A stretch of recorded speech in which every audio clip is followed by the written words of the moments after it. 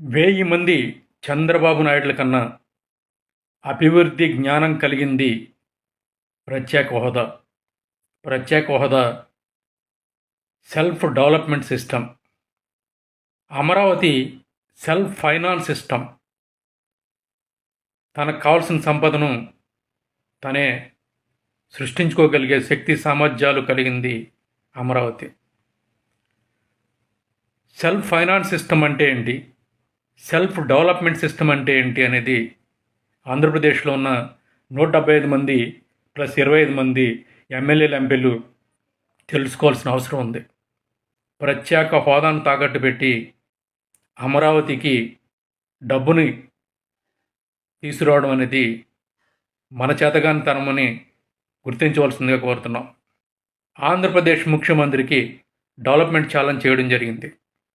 రాజకీయ పరిశోధనా కేంద్రం చేసిన డెవలప్మెంట్ ఛాలెంజ్కి స్పందిస్తే ఆటోమేటిక్గా ఆంధ్రప్రదేశ్ అభివృద్ధి జరుగుతుంది.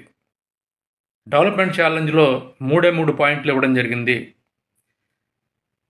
10,000 కోట్ల రూపాయలు ఆంధ్రప్రదేశ్ ఖజానాకు 3 నెలల్లో తీసుకురాగలడం, 25 లక్షల మందికి ఒక్కటే ఉపాధి అవకాశాన్ని ఆంధ్రప్రదేశ్ ప్రభుత్వ ఖజానాను ఉపయోగించకుండా ఇవ్వగలడం, అమరావతి సెల్ఫ్ ఫైనాన్స్ సిస్టమ్ ద్వారా 1,00,000 కోట్ల రూపాయల సంపదను 5 సంవత్సరాల్లో సృష్టించగలడం.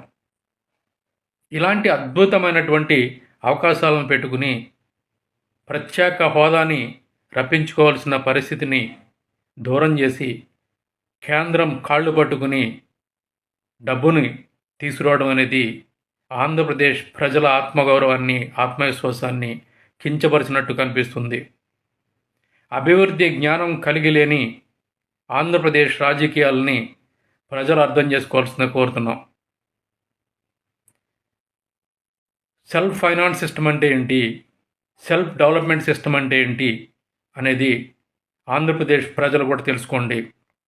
రాజకీయ పరిశోధనా కేంద్రం 15 సంవత్సరాల పరిశోధనలో తయారు చేసిన పరిశోధనల్ని ఆంధ్రప్రదేశ్ ప్రజలకు ఇవ్వడానికి సిద్ధంగా ఉంది.